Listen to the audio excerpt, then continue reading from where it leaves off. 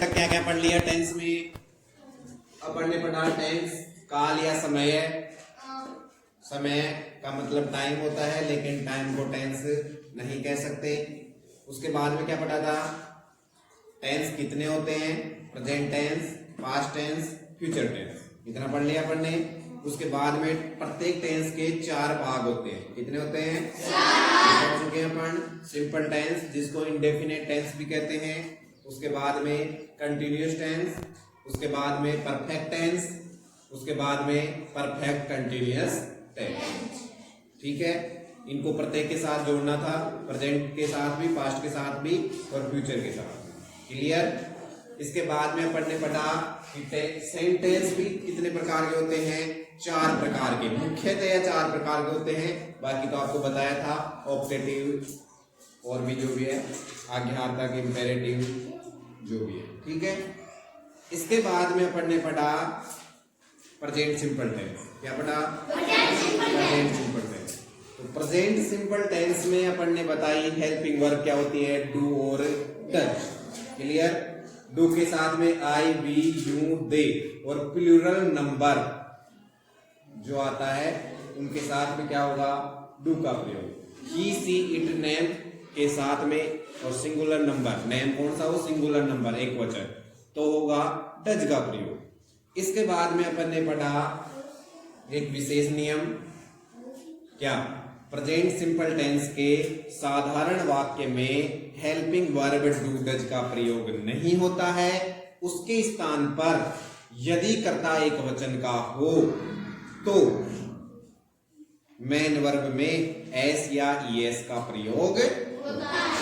इतना अपन पढ़ चुके हैं। एस का प्रयोग, ईएस का प्रयोग भी अपन जान चुके हैं। S H, C H, double S, X, O, Z किसके साथ आएगा? ईएस के साथ आएगा। बाकी सब से एस के साथ आएंगे। उदाहरण भी दिया था, गो, गोज, रीड, रीड्स। ठीक है, चलिए अब देखते हैं इससे आगे। तो इससे आगे अपन को क्या पढ़ना है? अब 4 सूत्र भी बताए थे आपको। इसके अलावा क्या सूत्र बताए थे? 4। तो साधारण वाक्य का सूत्र था subject plus helping verb plus main verb plus object plus other. Clear? इसके बाद में नेगेटिव में नोट लग जाता है, इंट्रोगेटिव में हेल्पिंग वर्ब प्रारंभ में आ जाती है और इंट्रोगेटिव नेगेटिव में हेल्पिंग वर्ब तो प्रारंभ में रहती ही रहती है, उसके अलावा नोट भी लग जाता है जो आपको पूर्व में पढ़ा दिया गया है, जो आपके पास लिखे हुए होंगे। क्लियर? अब देखते हैं सब्जेक्ट क्या होता है। अपन ने सूत्र लिखा subject plus helping verb plus main verb plus object plus other. साथ ही साथ लिखते रहना, ये आपने लिखा हुआ है पहले ऑलरेडी। ठीक है, तो अब देखना है अपने को सबसे पहला वाक्य क्या दे दिया इसने? सब्जेक्ट। अब जब तक अपने को ये नहीं पता चलेगा कि सब्जेक्ट क्या होता है, अपन सूत्र में कैसे लिखेंगे भाई? नहीं लिख सकते ना। तो सबसे पहले सब्जेक्ट का अर्थ देखना है। सब्जेक्ट का अर्थ होता है कर्ता। क्या अर्थ होता है भाई? कर्ता। अब कर्ता कौन होता है? कर्ता की परिभाषा क्या है? तो संस्कृत के हिसाब से देखें तो स्वतंत्र है कर्ता। जो स्वतंत्र है उसे क्या कहेंगे? कर्ता। स्वतंत्रता का आशय है जो क्रिया करने के लिए स्वतंत्र हो, उसे क्या कहते हैं? कर्ता। और अपन हिंदी में समझेंगे इसको तो क्या कह देंगे कि क्रिया को करने वाले को कर्ता कहते हैं। क्रिया निष्पादक को कर्ता कहते हैं। क्रिया निष्पादक को क्या कहते हैं? क्रिया निष्पादक को कर्ता कहते हैं। लिख लेना, ये परिभाषा याद होनी चाहिए सभी को। क्रिया निष्पादक को या क्रिया जो भी काम करेगा ना तो उसको क्या कहेंगे अपन? कर्ता। जैसे उदाहरण देखो, मैं खाना खाता हूँ। अरे खाना कौन खा रहा है? अबे मैं खाना खाता हूँ, मैं बोल रहा हूँ, तो खाना कौन खा रहा है? मैं, सही है ना। मैं कहूं आप सब पढ़ रहे हैं, अरे पढ़ कौन रहा है? आप। क्लियर। जैसे राम बाड़मेर जाता है, तो राम कहाँ जा, ओ सॉरी, बाड़मेर कौन जाता है रे? तो काम करने वाला कौन हुआ? राम। काम करने वाला कौन हुआ? राम। तो सीधी सी सिंपल सी भाषा है कि काम को करने वाले को, कार्य को करने वाले को कर्ता कहते हैं। इससे ज्यादा कोई दिक्कत नहीं है। इसके बाद में आता है हेल्पिंग वर्ब। हेल्पिंग वर्ब का अर्थ होता है सहायक क्रिया, और आपको बता दिया गया है हेल्पिंग वर्ब कौन कौन सी हैं। डू और डज हैं, और डू और डज का प्रयोग कहाँ करना है ये आपको बता दिया। इसके बाद में आता है मेन वर्ब। इसके बाद में क्या आ गया भाई? मेन वर्ब का अर्थ होता है मुख्य क्रिया। मुख्य क्रिया का मतलब जैसे कहीं पर दो काम हो रहे हो एक साथ, तो वहां पर जो मुख्य क्रिया होगी उसका पहले प्रयोग होगा और दूसरी क्रिया होगी उसका बाद में प्रयोग होगा। साधारणतः इतना समझना है कि जो मेन वर्ब है, जो क्रिया है, उसका प्रयोग यहाँ पर करना है। ठीक है। इसके बाद में आता है ऑब्जेक्ट। क्या आता है? ऑब्जेक्ट। इसको थोड़ा सा ढंग से समझना है क्योंकि ये आपको परेशान ज्यादा करेगा। OBJECT object. ऑब्जेक्ट का अर्थ क्या होता है भाई? कर्म। कर्म नहीं, कर्म। ठीक है। ऑब्जेक्ट का अर्थ हो गया कर्म। अब कर्म कौन है? अरे कर्म क्या है? कर्म की परिभाषा क्या है? तो अगर अपन संस्कृत में एक बार जाने का प्रयास करें तो वहां पर एक सूत्र बताया गया है, कर्तुरीप्सिततमं कर्म, मतलब कर्ता को क्रिया करने के लिए जिसकी इप्सिततमं सर्वाधिक आवश्यकता होती है उसको क्या कहते हैं? कर्म कहते हैं। क्लियर हो गया? जैसे परिभाषा लिखो, कर्ता को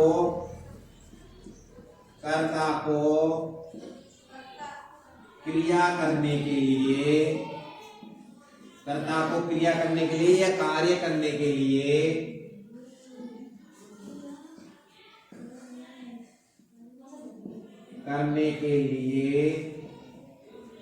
जिसकी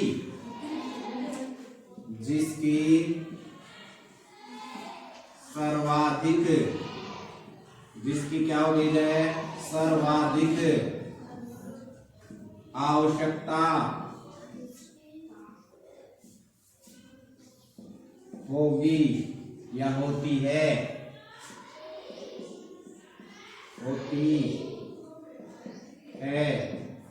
उसे क्या कहते हैं? अरे क्या कहते हैं उसे? अबे उसे कर्म कहते हैं, उसे कर्म कहते हैं।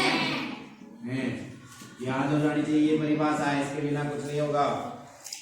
कर्ता को क्रिया करने के लिए, काम करने के लिए जिसकी सर्वाधिक आवश्यकता होती है उसे कर्म कहते हैं। एक वाक्य लिखा अपन ने, राम खाना खाता है, ये वाक्य लिख दिया। ठीक है। तो अब देखो राम क्या काम कर रहा है? खाना। तो खाना खाने का काम कौन कर रहा है? राम। तो कर्ता तो कौन हो गया? अब देखो राम को खाने के लिए किसकी आवश्यकता है? खाने की, भोजन की आवश्यकता है ना। यहाँ पर राम भोजन खाता है, तो खाने के लिए किसकी आवश्यकता हो गई? भोजन की, खाने की। सही बात है ना। तो जिसकी सबसे ज्यादा काम करने के लिए, खाने के लिए या काम करने के लिए जिसकी सबसे अधिक आवश्यकता हो तो उसे क्या कहेंगे अपने? कर्म। उसे क्या कहेंगे रे? कर्म। ठीक है। तो आ गया समझ में कर्म क्या होता है। इसके बाद में आता है अदर, OTH, अदर का मतलब होता है अन्य। जो भी बात शेष आए उसको लास्ट में लिखना है। क्लियर हो गई इतनी बात? कोई दिक्कत है? नहीं है।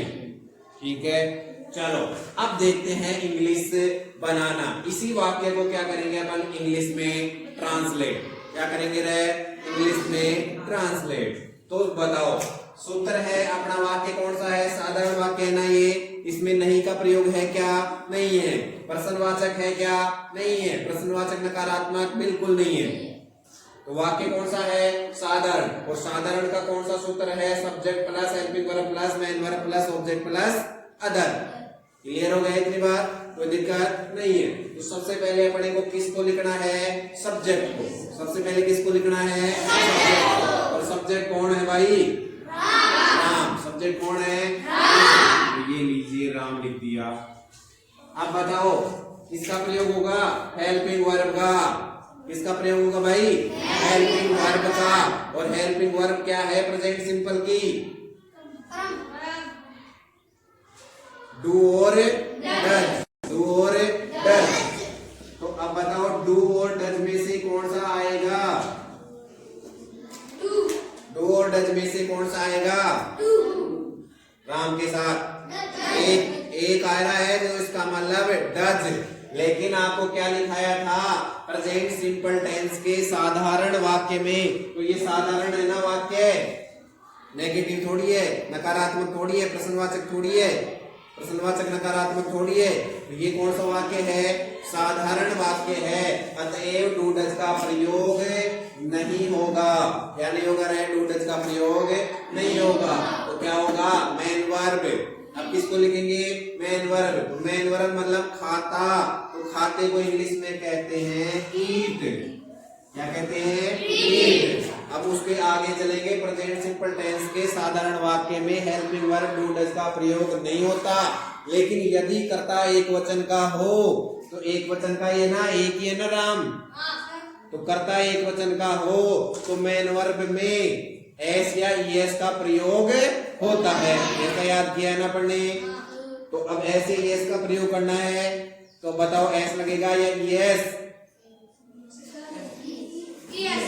अबे मूर्खो, ईएस कहाँ बताया था, S H C H double S X O और जेड, इनके साथ तो क्या लगेगा, ईएस। और बाकी बच गए सबके साथ एस। तो क्या लग गया भाई यहाँ पे, एस। ठीक है। इसके बाद में क्या आ गया, ऑब्जेक्ट। और ऑब्जेक्ट अभी बताया ना, जिसकी सर्वाधिक आवश्यकता हो काम करने के लिए, तो उसको क्या कहेंगे अपन, ऑब्जेक्ट। कर्म, क्या कहेंगे, कर्म। और कर्म क्या है यहाँ पर, खाना। तो क्या बन गया, राम ईट्स फूड। राम भोजन खाता है। क्लियर हो गया। अब देखो एक चीज अपन ने छोड़ दी, उसकी है हिंदी पहचान और इंग्लिश पहचान। हिंदी पहचान और इंग्लिश पहचान। तो अपने को पता कैसे चलेगा कि ये वाक्य प्रेजेंट सिंपल टेंस का है, तो इसकी क्या लिखेंगे अपन, हिंदी पहचान लिखेंगे। लिखेंगे हिंदी पहचान। तो एक बार लिख लीजिए, जिस वाक्य के अंत में, लिखो, जिस वाक्य के अंत में हिंदी पहचान लिखना है, हिंदी पहचान। जिस वाक्य के अंत